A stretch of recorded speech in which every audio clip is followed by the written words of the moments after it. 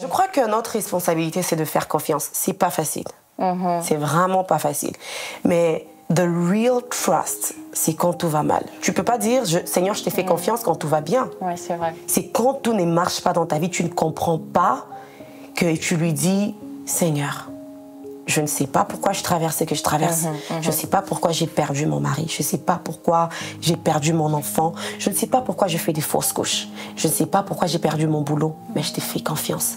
Ça, là, ça bouge Dieu.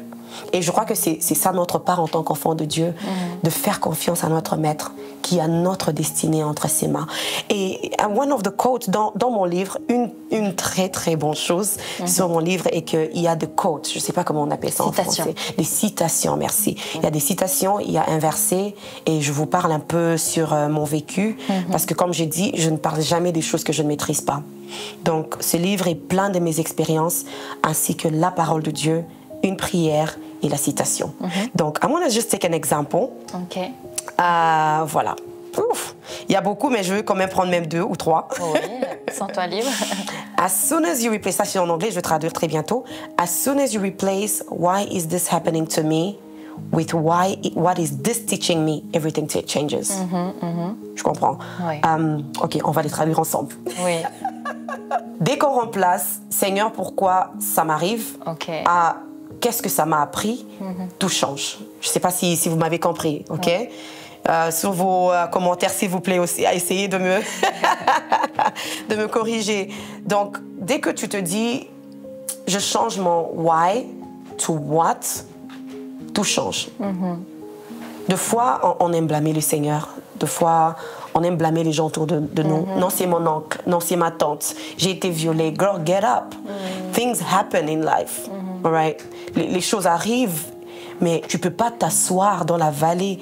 David dit, quand je marche, à un moment dans la vie, lève-toi, dust yourself and move on. Yes. Tu peux pas dwell, on dit quoi, dwell? Demeurer. Tu peux pas demeurer aux choses qui se sont passées il y a 20 ans. Pendant qu'il y a la vie qui t'attend, things have to happen. You know, a man is there waiting to marry you, mais parce que tu n'as pas pardonné, parce que tu vis dans l'amertume, parce que tu blâmes tout le monde, tu vas pas avancer. And there's a whole destiny waiting for you ahead. Je crois que pour moi, cette citation m'a beaucoup touchée, que d'apprendre que just to know, et n'est pas rester sur Seigneur, pourquoi ça m'est arrivé, mais qu'est-ce que ça m'a appris? Qu'est-ce que je dois faire de différent à partir de ce moment? Si quelque chose encore de pareil m'arrive, qu'est-ce que je dois faire? Et pour moi, la meilleure des choses que j'ai fait, c'est faire confiance à Dieu. And I'm seeing the pattern. C'est vrai, je ne suis pas totalement guérie, parce que la guérison is a whole process. Et il y a des gens qui they lie to themselves. I'm okay, non, je veux bien, tout va bien. It's okay not to be okay. But am I going to stop simply because I'm not okay? No, I've got dreams to fulfill. J'ai des enfants qui m'attendent. Oui. Mes enfants ont besoin d'une mère guérie, donc je suis en train de travailler sur moi. Et j'encourage une femme qui a traversé des moments très difficiles. Listen, guéris. Guéris parce que tes enfants ont besoin d'une mère guérie. Et une mère qui n'est pas guérie va lâcher sur ses enfants. Tu vas prendre ce peine-là et lâcher ça sur des innocents. Tes enfants sont innocents. Les gens qui t'aiment sont autour de toi. And because you did not heal or you are refusing to heal, parce que la guérison, c'est une décision. When you tell yourself, I'm going to get up and heal, you're going to heal. Joy is a decision. La joie, c'est une décision. Je me rappelle une fois, j'ai fait, juste après ma tempête, une vidéo de moi. J'étais là, je chantais. Et je sais pas qui, mais tu sais, les gens se cachent toujours derrière les réseaux sociaux. Quelqu'un m'a balancé, arrête de faire semblant que tu es joyeuse. Attends, wait a minute. I got joy in me. C'est les fruits du Saint-Esprit. Malgré ce que je traverse, ça ne cesse pas la joie qui est en moi. It's in me. C'est pas mon foyer qui fait ma joie. Je suis une femme joyeuse déjà. Et si il y a des femmes out there that understand that, peu importe ce que tu traverses, ça ne va pas t'arrêter. Tu peux traverser des tempêtes, mais quand les gens te regardent, you don't even look like what you've been through. Moi, j'ai été dans la tempête, mais je ne me suis pas mouillée. Oh yes, I didn't get wet in my storm. Amen. Because I had an understanding. J'avais déjà compris que ce que je traverse ne fait pas de moi ce que je suis. Ce que je suis, c'est à cause de Dieu. Et il a ma destinée entre ses mains. Et j'aimerais dire à une femme, écoute, lève-toi. Tu as été brisée, je comprends. Tu as perdu ce que tu as perdu. Tu as perdu ton enfant. Tu as perdu ton foyer, ton mariage. Tu as perdu quelqu'un de très cher, ton père, ta mère. Mais tu dois t'élever. Parce que le Seigneur a une destinée, une grande destinée. Des grands plans, comme Jérémie 29 le dit, que j'ai un projet pour toi, des projets des bonheurs et non des malheurs, afin de te donner un avenir et de l'espérance. That's our God. Amen. Ça, c'est notre Dieu.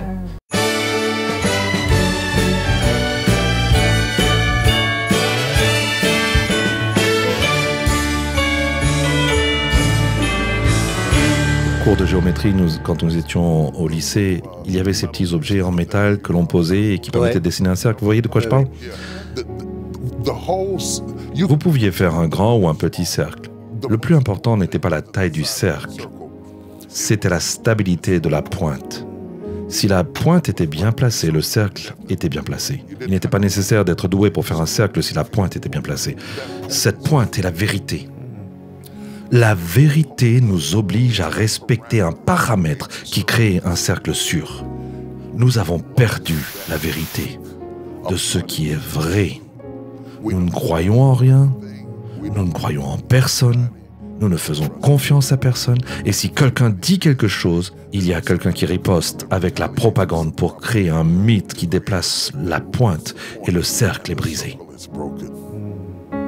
Nous devons revenir à quelques vérités absolues qui n'ont rien à voir avec le fait d'être démocrate ou républicain, ou millénaire, ou boomer, ou noir, ou blanc, ou 2 + 2 font 4 en Afrique, à Saigon, en Italie, au Canada. La vérité est absolue. C'est pourquoi lorsque Jésus est venu, la Bible dit « Nous avons contemplé le prodige de sa gloire, le seul enfant du Père, plein de vérité et de grâce. » Si vous n'avez pas de vérité, vous ne pouvez pas avoir de grâce. Et je pense que ce dont nous avons besoin aujourd'hui, c'est de nous éloigner de tout le bruit, de tous ceux qui font campagne pour que nous choisissions un camp. Au lieu de nous ranger d'un côté ou de l'autre, nous devons faire en sorte qu'ils se rangent de notre côté et obtenir une vérité que nous creusons dans le sol et disons c'est la vérité, c'est solide. Et tout ce qui va aller autour va grandir avec cette vérité que je trouve comme absolue dans ma vie. Personne ne pense à la quantité de sang que cela coûte. Oui, cette phrase a beaucoup de sens pour moi. Parce que personne ne pense à la quantité de sang qu'il faut pour être soi-même. Vos petits-enfants vous prendront les jambes, votre femme vous tiendra les bras et personne ne saura ce qu'il vous en coûte d'être la main qu'ils ont tenue. Personne ne sait ce qu'il en coûte en sang pour être ce que nous sommes. Que vous soyez Mère Thérèse ou Annie Lee Johnson, cela vous coûte quelque chose d'être là pour quelqu'un.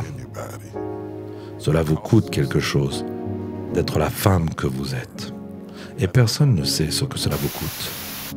Vous serez donc toujours jugé, sous-estimé et sous-apprécié par ces trolls qui vous attaquent sur Instagram, Twitter, Facebook et disent les choses les plus ridicules.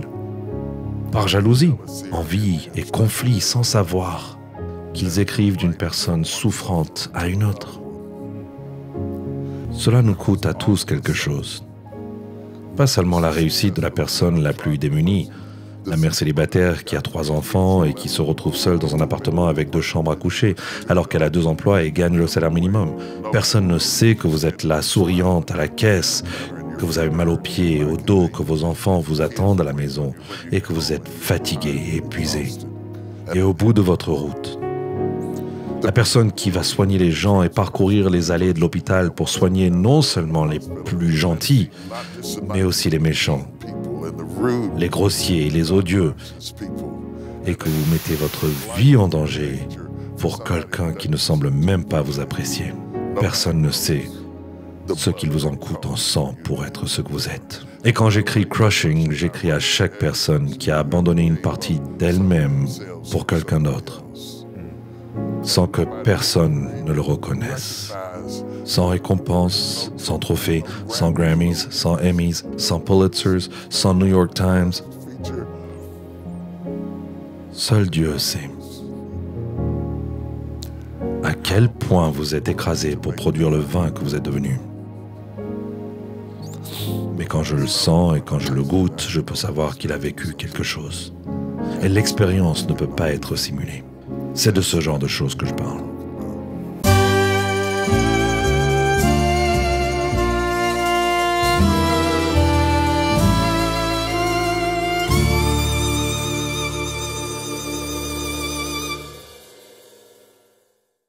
Dans l'enseignement du propitiatoire, qui est l'arche de l'Alliance, dans le temple de Salomon, l'arche était dans le Saint des Saints. Et que représente l'arche de l'Alliance? Notre Seigneur Jésus. L'or représente sa divinité. Le bois rectangulaire représente son humanité. Il est à la fois Dieu et homme. Le couvercle, on l'appelle le kipporet en hébreu, le propitiatoire représente son œuvre accomplie à la croix. C'est là que le sang est aspergé. Mais où est la loi? Les 10 commandements sont mis sous le propitiatoire. Et Dieu dit, quand je vois le sang, je ne vois pas ton péché. Je ne vois pas de violation de la loi. Mais le sang a-t-il été versé? Oui, le véritable sang de Jésus, le véritable sang de l'expiation a été versé en dehors des portes de Jérusalem. Et le sang a été aspergé sur la vraie substance, sur le vrai propitiatoire, le trône de Dieu. Aujourd'hui, le trône de Dieu n'est plus le trône de jugement, c'est le trône de la grâce. Et qu'est-ce que la grâce? Une faveur non méritée, une faveur non gagnée. Et la Bible dit, approchons-nous donc avec assurance du trône de la grâce, afin d'obtenir miséricorde et de trouver grâce dans les temps de besoin. Et la miséricorde. Maintenant, pensez-y, approchons-nous avec confiance du trône de la grâce pour obtenir miséricorde et trouver grâce dans notre besoin. Qu'est-ce que la miséricorde? La miséricorde, c'est ne pas recevoir le jugement qu'on mérite. Qu'est-ce que la grâce? La grâce, c'est recevoir toutes les bénédictions et la faveur que nous ne méritons pas. Amen, donc vous recevez les deux. Amen, au trône de la grâce. Et c'est là que nous avons un accès à Dieu à travers le trône de la grâce, notre Seigneur Jésus. Si vous croyez en Jésus, vous serez sauvés, vous et toute votre maison. Parce qu'ici, Dieu a écrit son œuvre rédemptrice. Il n'y a de salut en aucun autre nom que le nom de Jésus. Il n'y a pas d'autre chemin. Jésus dit, je suis le chemin, la vérité et la vie. Peut-être qu'en ce moment, vous dites, vous savez, Pasteur Prince, si mon cœur s'arrête de battre ce soir, je ne suis pas sûr que le ciel soit ma maison et que tous mes péchés soient pardonnés. La Bible dit que toutes ces choses sont écrites afin que vous sachiez que vous avez la vie éternelle. Si c'est vous, priez cette prière avec moi maintenant. Invitons le Seigneur Jésus-Christ à entrer dans nos vies. Et dites, Seigneur Jésus, je te remercie pour ton amour pour moi. Je te remercie d'être mort sur la croix pour mes péchés. Je te confesse, Jésus-Christ, tu es mon Seigneur. Jésus-Christ est mon Seigneur. Et je crois que Dieu l'a ressuscité des morts. Dieu est maintenant mon Père, le Dieu d'Israël, le Dieu d'Abraham, d'Isaac et de Jacob. Merci Seigneur. Il est maintenant mon Père. Au nom de Jésus. Amis, si vous avez prié cette prière, vous êtes maintenant un enfant de Dieu. Vos péchés sont complètement pardonnés. Passé, présent et futur. Amen. Toutes ces choses sont nouvelles dans votre vie.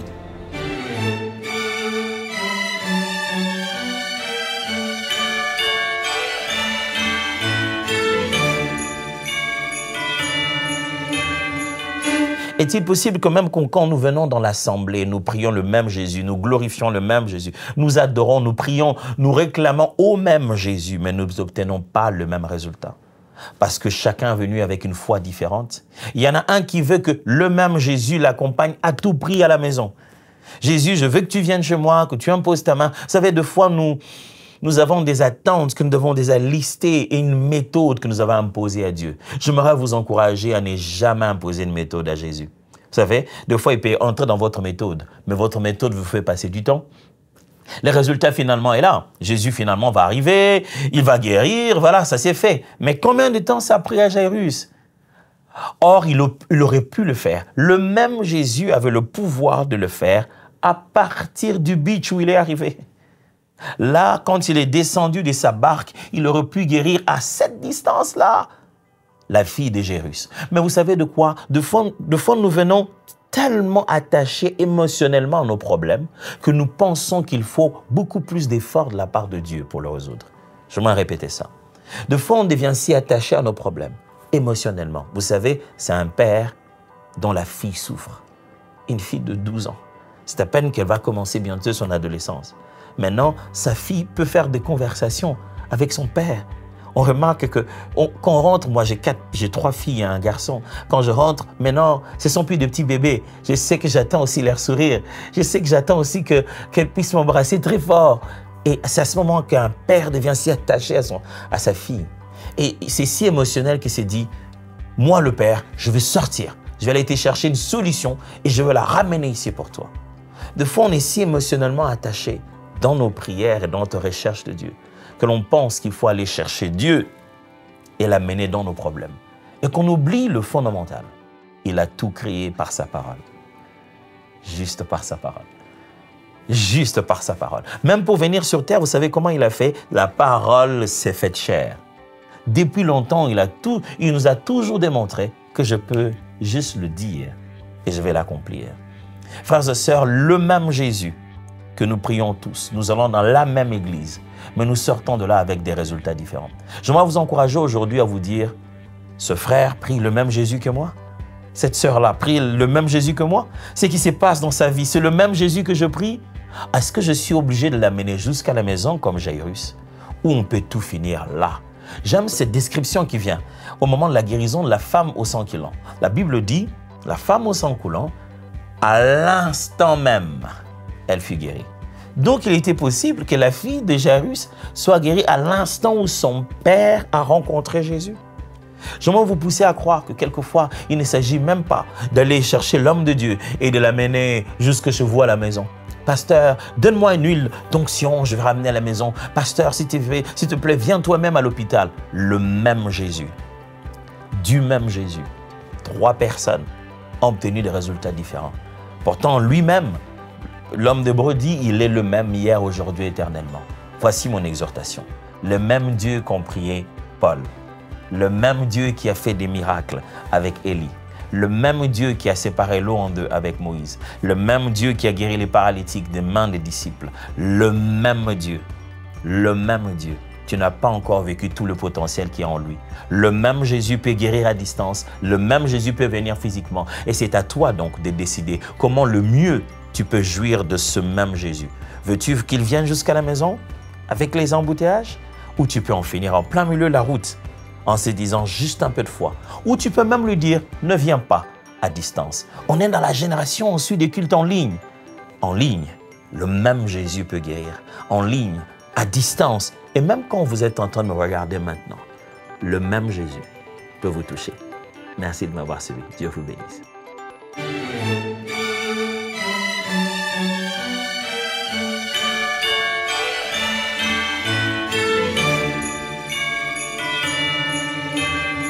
Donc la formation d'Esther, tu peux mettre merci. Le Saint-Esprit avec elle, il lui donne des amis. Elle reste encore un peu cachée. Dieu commence son œuvre en elle. Une force a été déposée en elle dès sa naissance. Et le dernier point, il n'y est pas, c'est le point où elle va commencer à dire au Saint-Esprit, « What do you want to do with my life? » Qu'est-ce que tu veux faire avec ma vie? Je suis là, Seigneur. Et je te dis, si dans ta tête, tu te dis, de toute façon, je suis nulle et j'ai aucune qualité et tout, écoute, tu sais pas mieux que Dieu. Tu n'es pas plus intelligente que Dieu. Amen. C'est possible que tu penses quelque chose, mais c'est lui qui t'a fait. Et lui, c'est ce qu'il a déposé en toi. Alors maintenant, stop les ouin. Tu es une fille de roi. Mais c'est pas juste Johanna, parce que moi je suis triste et puis toi tu t'en fous. C'est pas ce que je dis. C'est pas ce que je dis. Je te dis, viens, on pleure un bon coup ensemble et on avance. Parce que la meilleure chose qui peut t'arriver, c'est d'avancer. D'avancer. Je ne serai pas ta mauvaise copine qui va te rester avec toi à pleurer.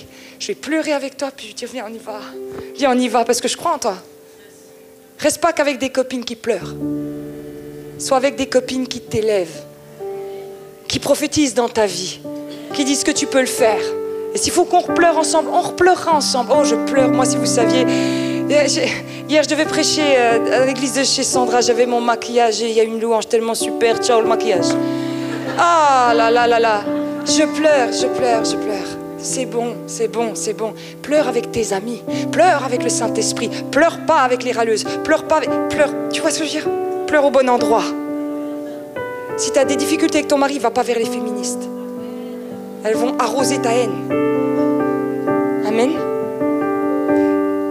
La formation d'Esther. Et ensuite, voilà, elle est fidèle et ne fera que ce que le Saint-Esprit lui demande. Voilà, c'était ça la phrase. Tu peux mettre la suite, merci. On va aller assez vite. Mais Mardoché, il va aller auprès d'Esther, lui dire là, Esther, on a un problème. Le peuple juif va être massacré, on a besoin de toi. Et là, elle va lui dire, c'est chaud, Mardoché, parce que même le roi commence à plus me parler. Est-ce que tu es comme moi, que des fois, le Saint-Esprit t'a pas parlé pendant longtemps? Purée, c'est trop dur. J'ai eu beaucoup de moments dans ma vie où j'ai dit à Dieu, t'es silencieux, c'est relou. C'est dur. C'est dur, quoi. Vas-y, je suis ta reine, je suis enfant de Dieu, tu me parles pas, je suis toujours là, avec mes copines qui ont aussi leurs problèmes, tu me parles pas, et maintenant on est dans la merde et tu parles toujours pas. Qu'est-ce qu'on fait, Seigneur, pour mon mari, pour mes enfants? Qu'est-ce qu'on fait? Tu parles pas. Et Mardoché, il va juste lui dire, en fait, t'es peut-être arrivé pour un temps comme celui-ci, en fait. Il va lui dire, je sais pas, je sais qu'il t'a pas appelé le roi, je sais Esther, je sais pas pourquoi il te parle pas, je sais pas pourquoi votre vie spirituelle elle est sèche en ce moment, je sais pas. Mais c'est pour un temps comme celui-ci. C'est-à-dire qu'il lui dit, je sais, des fois c'est particulier, on a un passé compliqué, après on se convertit, le Seigneur commence une œuvre en nous, puis après, d'un seul coup, il nous parle plus. Hein? Vous entendez tous Dieu tous les jours? Ben, chapeau, je suis contente pour vous. Moi, c'est pas mon cas. Il y a des fois où je crie à Dieu, je dis à Dieu, mais parle Seigneur. Parle Seigneur. Tu sais, tu cries à Dieu des fois, hein, il y a des trucs, franchement. Et il va juste lui dire, tu sais quoi Esther, je sais pas, on va continuer, on va y croire. Dis à ta copine, on va y croire.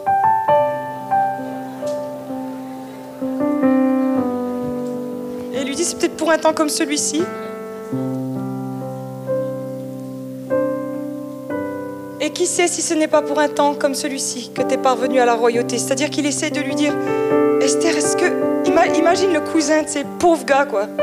Puis il doit prendre sa cousine qui a commencé à réussir un peu sa vie, tu sais. Je sais pas si c'est ton cas, tu as peut-être ton permis, ton diplôme, voilà, ça commence à aller, tu sais. Puis il a dû lui dire, je sais que ça a été dur pour nous, Esther. Je sais qu'on a rencontré Dieu et c'est cool. Je sais qu'en plus, en ce moment, tu passes par un désert spirituel, Esther. Mais je suis sûre qu'il y a un plan de Dieu là derrière. Il y a un plan de Dieu. Les filles, le réveil arrive. Et Dieu a été silencieux. Mais vous savez quoi, quand on lit l'histoire, quand Esther, elle va venir voir le roi il va être tout guette de la voir. Et il va lui dire, si tu me demandes la moitié du royaume, je te le donne. Vous connaissez l'histoire? Il lui dit ça. C'est-à-dire qu'il y a un moment donné, tu sais quoi, ta faim et ta soif, elle va être récompensée. Des fois, Dieu, il parle pas longtemps. Écoute-moi, écoute, très, très, très important. Des fois, Dieu, il parle pas pendant longtemps, pas parce qu'il est méchant, pas parce que t'es pas assez spirituel et tu l'entends pas et tout, parce qu'il est en train de susciter la faim et la soif. Susciter. C'est-à-dire que si tu l'entends pas, tu pries plus, tu jeûnes plus, tu loues plus, parce que derrière, c'est énorme ce qui arrive. Et à cause de l'énormité du réveil qui arrive, il faut tirer. Il faut que le Saint-Esprit tire.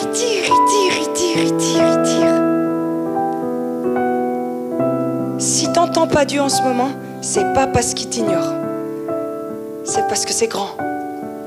Très, très grand. Et il cherche tes entrailles. Amen. On peut mettre la suite. Les garçons, merci. Esther a envoyé dire à Mardoché, va, rassemble tous les Juifs qui se trouvent à Suse et tout ça. Jeûner, prier, et si je dois périr, je périrai. C'est le temps, écoutez-moi bien, c'est le temps de prier comme jamais. Jamais. Il y a une mission commune à toutes les femmes. Aujourd'hui, en 2024, c'est la prière. Tu feras ta boutique de ce que tu veux, tu feras ce que tu veux. ce sera très bien. Mais c'est le temps de la prière. Dans le nom de Jésus, que l'esprit de prière se lève. Mets-toi à prier le jour, la nuit. Écoute-moi. Quand le Seigneur il m'a dit que c'était le temps de la prière, j'ai dit à mon église, à partir de maintenant, il y a réunion de prière tous les jours. Et je me suis dit, mais on sera 2, moi et ma petite copine Nadia. Et puis peut-être ceux qui finissent le travail plus tôt, ils viendront. On est tous les jours. Il y a toujours du monde. On est au moins une dizaine, des fois 15, des fois plus. On y est tous les jours. Dans notre église, si vous levez la prière dans votre famille, levez la prière dans l'église, vous verrez, ça va venir. Ça va venir. Lève la prière au point où tu dis à en mourir. Tu sais quoi? Il faut que ça vienne en nous. Parce que tant que tu n'auras pas ça en toi, il y a quelqu'un qui a dit une fois une phrase qui est énorme. Si tu n'as pas une raison pour laquelle tu es prête à mourir, tu n'es pas prête à vivre. Listen again. Si tu n'as pas une raison pour laquelle tu es prête à mourir, c'est tes gosses, hein? Tu n'es pas prête à mourir pour eux. Alors prie. Prie. On va tous commencer par la prière. Parce qu'Esther, elle n'a pas dit, je suis la reine, je vais aller voir le roi. Elle a dit, peuple de Dieu, on y va ensemble. Et tu vas me dire, Joanna, je ne sais pas prier. Je sais. C'est la seule question qu'ont posée les disciples à Jésus. Apprends-nous à prier. Les disciples, ils n'ont pas dit à Jésus, ton truc de résurrection des morts là, tu peux pas nous l'apprendre? Ils lui ont pas dit, le paralytique là, t'as fait comment? Moi j'aurais demandé ça, hein. Franchement j'aurais dit what? Mais ils ont compris que le truc de Jésus c'était la prière. Alors si tu as du mal à prier, à partir de maintenant, ton premier job est d'apprendre à prier. Tu écoutes toutes les vidéos sur la prière, tu lis tous les livres sur la prière, tu comprends le Notre Père. Notre Père, il commence par de la louange. C'est Notre Père qui est aux cieux, que ton nom soit sanctifié. Alors tu sais quoi, si tu sais pas prier, tu sais louer, non? T'as YouTube comme moi? Mais YouTube, et lève tes mains dans ta cuisine, tu peux le faire. Montre-moi tes mains, ma soeur, montre-moi tes mains. Tu peux le faire. Oh Jésus. Lève Seigneur l'adoration, tout à nouveau lève un peuple d'adorateurs en esprit et en vérité. In the name of Jesus, come oh Lord, suscite Seigneur l'adoration à Jésus, le roi des rois, le Seigneur des seigneurs, le maître du temps, l'alpha, l'oméga, celui qui m'a créé, qui m'a donné une destinée, qui aime mes enfants, qui m'a donné des enfants. Seigneur Jésus, à toi l'honneur, à toi la gloire, à toi la sagesse, à toi le pouvoir, à toi la révérence. Seigneur Jésus, fais susciter l'adoration dans le cœur de tes filles. Oh Jésus, nous allons t'adorer et t'adorer et t'adorer encore et encore jusqu'à ce que les démons tremblent dans notre maison. Nous allons louer.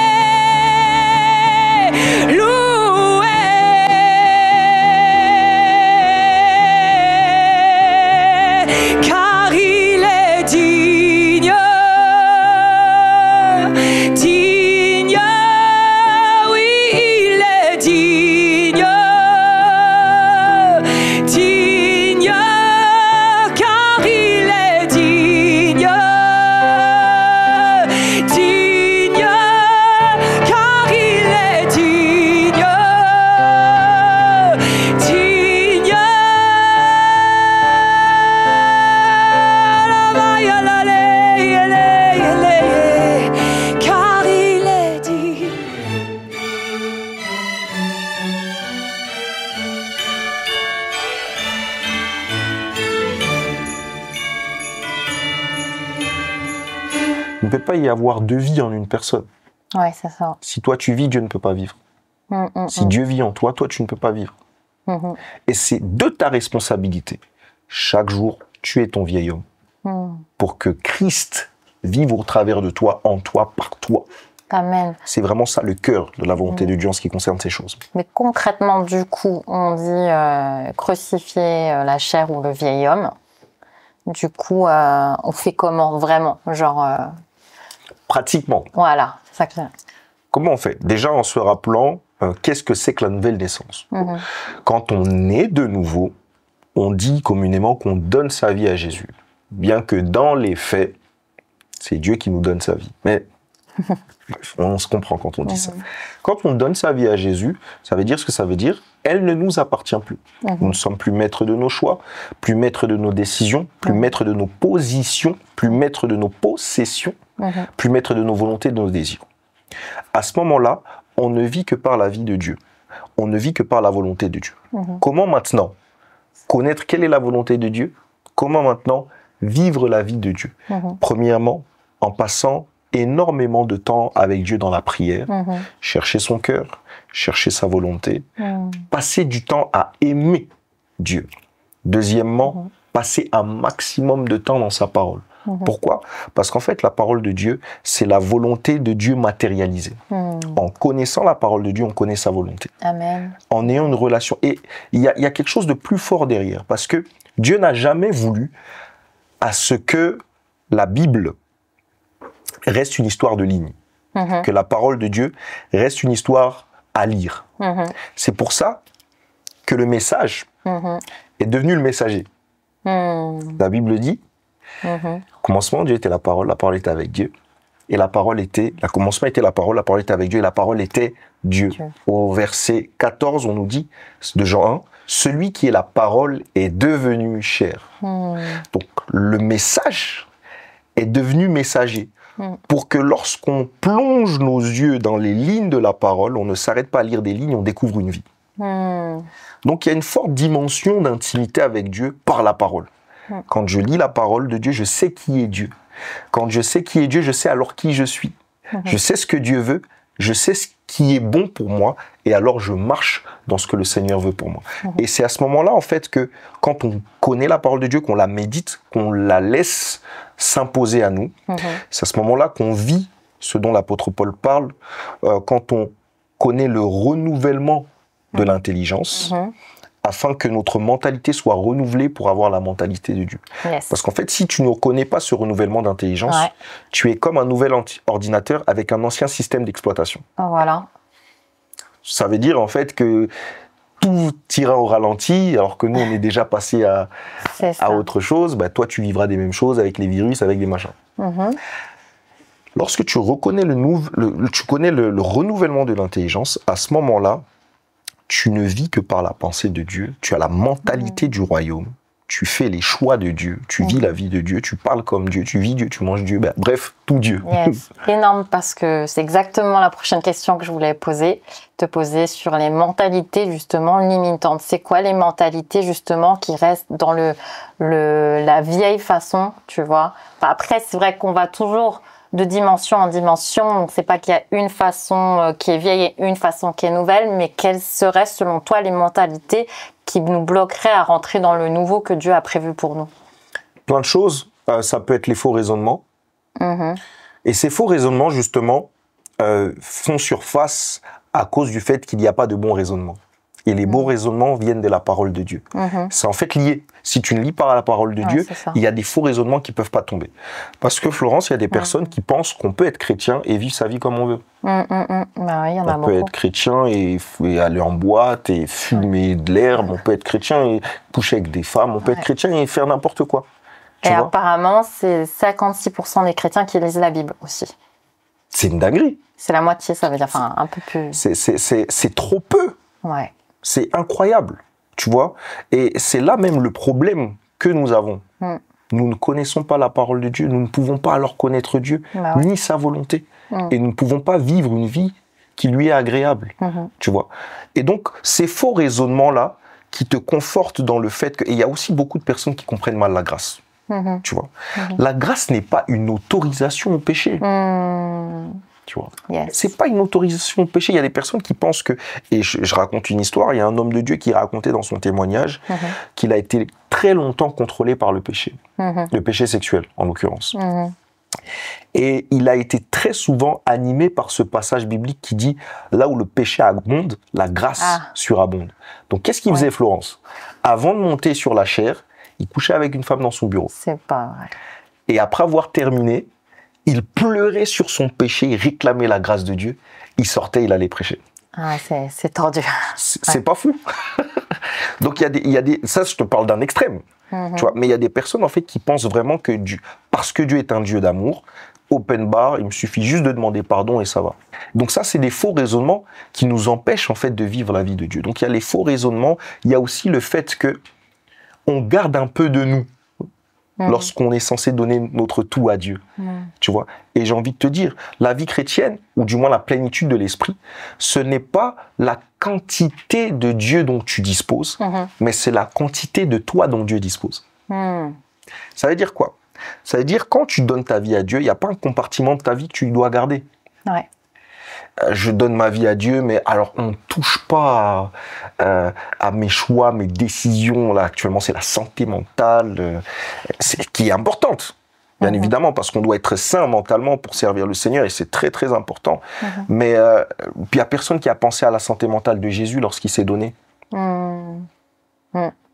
Tu vois, Gethsémane, là, lorsqu'il a dit, moi, j'aimerais bien que cette coupe elle passe. Mais si c'est ta volonté, alors j'y vais.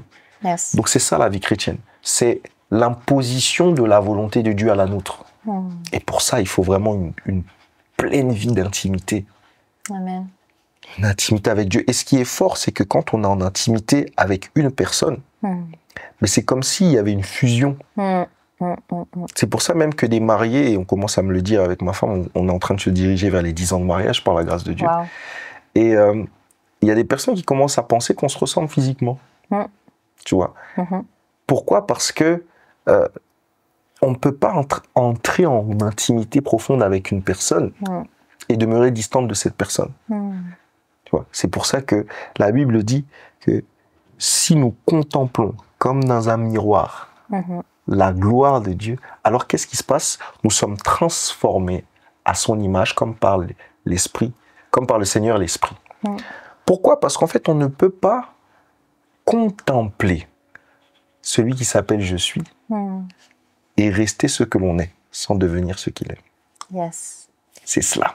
L'intimité, c'est l'usine là où Dieu transforme l'humain en divin. Là où Dieu nous absorbe et nous donne de vie que par sa vie. Amen.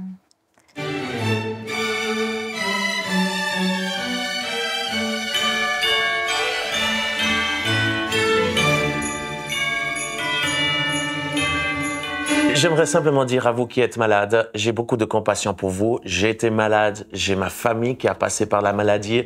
Je sais ce que c'est la maladie. Et j'aimerais te dire une chose, c'est pas la volonté de Dieu. La volonté de Dieu, c'est que tu sois en bonne santé. C'est la raison pour laquelle il a envoyé Jésus, son Fils unique, afin que quiconque croit en lui ne périsse pas. Mais la réalité de la croix, c'est pas juste le salut de ton âme, mais c'est aussi ton corps émotionnel, spirituel et physique. Et c'est la raison pour laquelle le même Jésus, qui quand il était sur cette terre guérissait les malades physiques, il n'a pas changé et il veut te toucher maintenant. Et c'est la raison pour laquelle, alors que je suis avec Saïd sur ce plateau, on aimerait prier pour ta guérison. Et on met notre foi en action en croyant que tout est possible à celui qui croit. Et je crois réellement aujourd'hui que la puissance de Dieu va te toucher là où tu es. Et maintenant, au nom de Jésus, j'invoque la puissance du Saint-Esprit, cette onction de Dieu, cette onction de vie qui ne vient pas de moi, qui ne vient pas de mon énergie naturelle, mais qui vient du ciel. Et Seigneur, tu dis que le royaume de Dieu ne consiste pas en paroles, mais en une démonstration de puissance. Eh bien, je te prie maintenant que ce royaume de Dieu puisse envahir le corps, envahir l'espace, envahir les maisons de ceux qui sont en train de nous regarder. Et je te demande maintenant que cette onction, cette puissance de Dieu puisse toucher notamment ceux qui sont malades.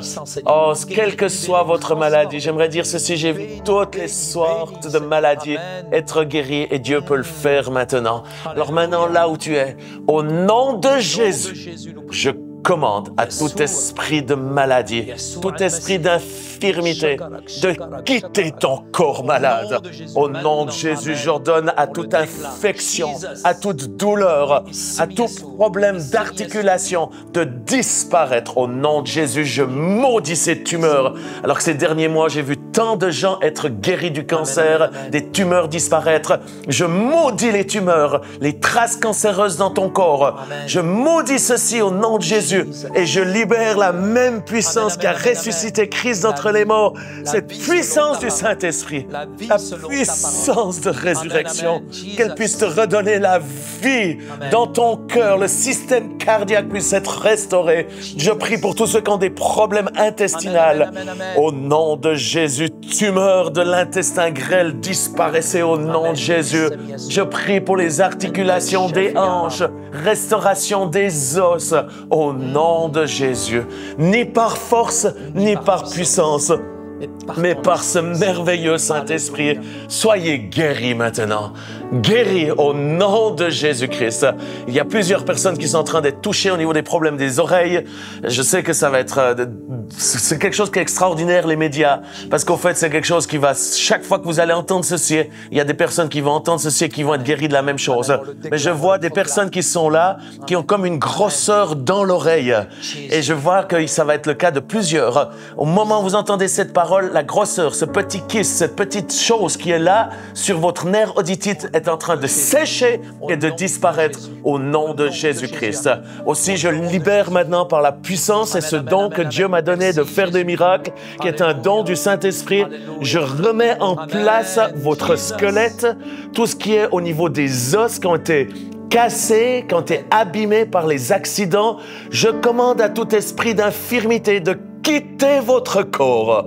Et je libère maintenant la puissance de Dieu, qui est une puissance de création, qui est une puissance qui remet les choses en place, que les os puissent se remettre en place, le squelette puisse se remettre en place. Il y a une personne qui a eu un accident grave au niveau de la nuque et vous êtes actuellement juste en train d'être touché par la puissance de Dieu qui est en train de redresser C5, C6, C7. Soyez guéris par la puissance du Saint-Esprit au nom de Jésus-Christ. Quelle que soit votre maladie, recevez maintenant Jéhovah Rapha, celui qui guérit, au nom de Jésus. Et par-dessus tout, que la paix du Christ, qui surpasse toute intelligence, puisse vous envahir et envahir votre être psychique, psychologique, spirituel, et vous amener quelque chose d'extraordinaire afin que vous puissiez retrouver le sommeil. Au nom de Jésus, Amen.